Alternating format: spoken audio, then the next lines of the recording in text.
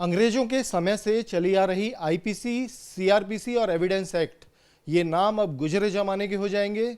नाम बदलने के साथ साथ इनके काम भी बदल गए हैं। क्या बदलाव किया गया है कानूनों में, इस बारे में हम सुप्रीम कोर्ट के अधिवक्ता हैं अश्वनी दुबे जी, इनसे बात करेंगे। और एक बात बता दें, अहम बात है कि इससे संबंधित मामले जो सुप्रीम कोर्ट में पहुंचे थे कि सीआरपीसी, आईपीसी और उससे जुड़े संशोधन के जो से जुड़ी याचिकाएं थी, उनमें अश्वनी जी ने कई आपने याचिकाएं वहां दाखिल भी की थी। आप क्या किस तरह के बदलाव हैं जो हमारे दर्शक समझ सकें कि अब जब आईपीसी और सीआरपीसी और एविडेंस एक्ट का नाम क्या बदला है, इनके नाम बदलने के साथ साथ इनके अंदर जो अहम बदलाव हुए हैं उनके बारे में जानकारी। अवनीश जी, आज की ज़रूरत थी क्रिमिनल जस्टिस सिस्टम में, क्रिमिनल जस्टिस डिलीवरी सिस्टम में और भारतीय साक्ष्य अधिनियम में, भारतीय दंड संहिता में और उसको रेगुलेट करने के लिए जो कानून की उसमें बदलाव की। क्यों? क्योंकि 1860 से लेकर 2023 तक अगर हम देखें तो बहुत सारा समय बीत गया था और उस समय औपनिवेशिक काल में जो कानून लाया गया था वो ब्रिटिशर्स ने अपनी सहूलियत के हिसाब से भारतीयों के ऊपर, भारतीयों को दबाकर जेलों में रखने के हिसाब से भी बड़े सारे कानून लेकर आए थे। और 1860 की परिस्थितियां अलग थी, 2023 की परिस्थितियां अलग हैं। हम टेक्नोलॉजी के क्षेत्र में बहुत आगे चले गए, डिजिटल क्षेत्र में अगला चल, एक अपराधियों का अपराध करने का तरीका बदल गया है, मैकेनिज्म बहुत बदल गया, मशीनें बहुत आ गई हैं। उन सबको रेगुलेट करने के लिए आज के हिसाब से और जरूरत थी। तो इसीलिए जो भारतीय न्याय संहिता 2023, भारतीय नागरिक सुरक्षा संहिता 2023 और भारतीय साक्ष्य विधेयक 2023 आया, वो एक सिग्निफिकेंट मूव है क्रिमिनल जस्टिस डिलीवरी सिस्टम में। अब दूसरा, अभी खास तौर से हम देखें तो हमारी अदालतों के ऊपर बड़ी पेंडेंसी रही। हमारे पुलिस के कार्य प्रणाली में अगर हम देखें तो चूंकि उसी औपनिवेशिक काल के दौरान के कानून थे तो उनकी कार्य प्रणाली भी वैसे ही रेगुलेट होती थी।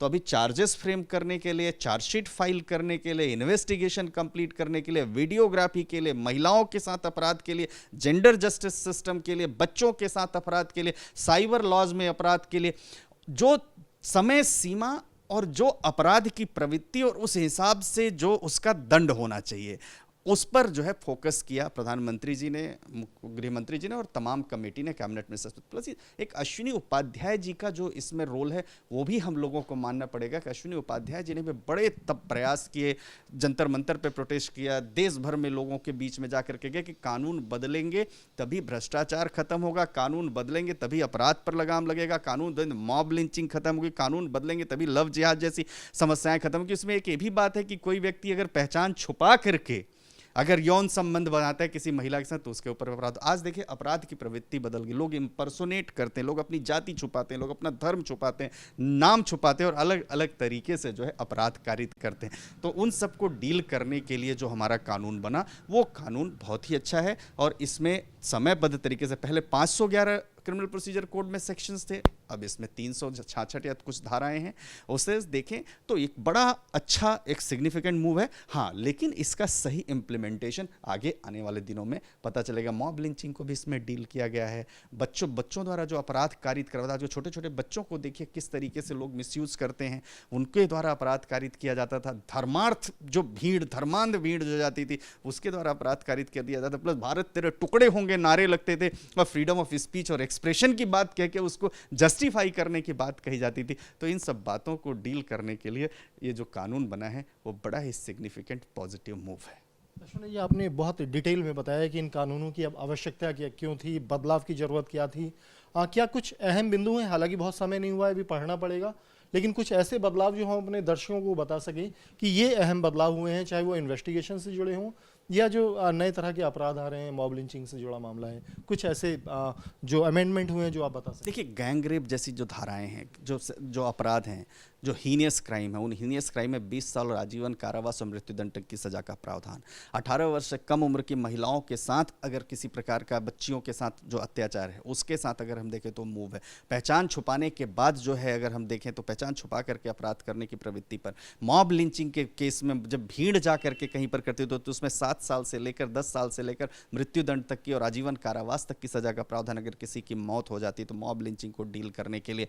उसके अलावा अगर हम देखें तो जो सेडिशन लॉ है हमारा, जो राजद्रोह का जो लॉ कमीशन ने जो रिकमेंड किया था कि इसमें सजा 3 साल के बजाय 7 साल हो जानी चाहिए, क्योंकि अगर हम देखें बार बार यही बात कही जाती थी, लोकमान्य तिलक को अंदर किया गया था उस समय फ्रीडम फाइटर्स की वॉइसेस को सप्रेस करने के लिए कानून लगे। लेकिन आज भी अगर हम देखें तो लोग आज भी आज़ादी के, आज़ाद देश के अंदर आज़ादी की मांग कहते हैं और freedom of speech and expression के नाम पर जस्टिफाई करते हैं। लोग आज भी टुकड़े टुकड़े गैंग और तमाम गैंग देश को तोड़ने की बात कहते हैं और कहते हैं हमारा फ्रीडम ऑफ स्पीच और एक्सप्रेशन है, हम एक्टिविस्ट हैं। तो ऐसे जो सरहंग व्यक्ति हैं जो भारत की एकता, अखंडता, संप्रभुता के, यूनिटी के साथ जो है जो खिलवाड़ करते हैं, उनको डील करने के लिए भी कानून आए। उसके अलावा आप देखिए कि 304A जैसी जो धाराएं थी जिसमें कि गाड़ी चलाकर किसी को मार दिया तो मेडिकल, उसमें नेग्लिजेंस का केस आया, 2 वर्ष की सजा, बेलेबल ऑफेंस। आज की तारीख में उस तरह के अपराध अगर हम देखें तो तमाम जगहों पर हम कई बार हम लोग पढ़ने में देखते हैं कि लोग गाड़ी चढ़ा करके मार दिया। तो ऐसे केसेस में जो सजा का प्रावधान था, प्लस अभी नोएडा में आप देखिए कि जो प्रावधान मतलब 304A जो लापरवाही से मौत का मामला है, उसमें अब जो अमेंडमेंट हुआ है तो कितनी सजा के बारे में जानकारी? डिटेल पूरा हम लोगों को जो प्रपोज्ड बिल है, प्रपोज्ड बिल पढ़ने के बाद पता चलेगा। लेकिन मैं भी देख रहा था 304A को हटा दिया गया है वहां पर। तो अभी डिटेल जो होगा वो पढ़ना पड़ेगा। अभी अवनीश जी ये भी देखिए कि लिफ्ट के माध्यम से जो एक अभी यहाँ पर मौत हो गई थी नोएडा में, तो ऐसे केसेस में भी अगर हम इंडियन पिनल कोड पुराना देखते तो 304A में 2 साल तक की सजा प्रावधान थी। लेकिन अकाउंटेबिलिटी फिक्स करने के लिए अपराध करने वाले व्यक्ति के और उसकी मंशा अपराध करने के, ये करने के लिए आज की तारीख में जरूरत थी और इसलिए ये कानून में परिवर्तन जरूरी था। समय के अनुसार जिस तरह से अपराध की प्रवृत्ति बदली, अपराध का तरीका बदला, उसको देखते हुए बहुत सारे कानूनों में बदलाव की जरूरत थी। CRPC, IPC के ना सिर्फ नाम बदले गए बल्कि इनमें बहुत सारे सेक्शन हैं जिनका संशोधन किया गया है, जिनमें सजा बढ़ाई गई है। कुछ बहुत सारे सेक्शन ऐसे हैं जिन्हें ख़त्म कर दिया गया है क्योंकि उनकी आवश्यकता समय के साथ नहीं रही थी। वीडियो जर्नलिस्ट अतुल के साथ